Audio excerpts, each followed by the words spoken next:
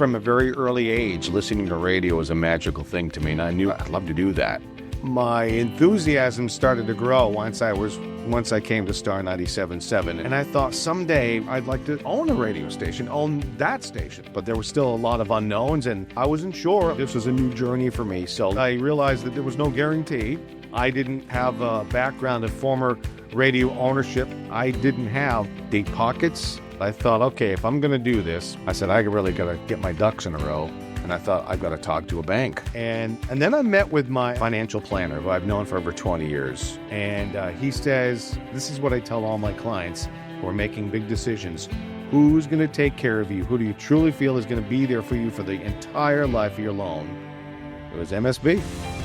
That is something that I and the bank feel very strongly about. It's not just getting you in the door, closing the deal and saying, Paul, who? You know, it's a long-term relationship. It's real relationship banking. When we had our first initial talk, you spent a lot of time about, again, not the details, but how the bank would take care of me.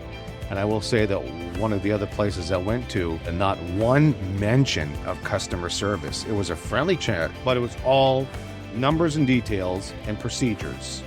And I walked out thinking, my gosh, they didn't say a single word about customer service or how they look at that. I probably said too much. No.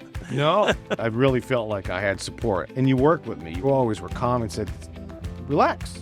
It's going to happen. Remember the day of the signing? It was so surreal. I was almost like, is this really happening? I'll still drive down the road, look at the frequency and go, it's mine. Holy cow. What? Really? This is still a new adventure for me. So knowing that my bank has my back, I feel confident. That's the Machias smile. It's what we do.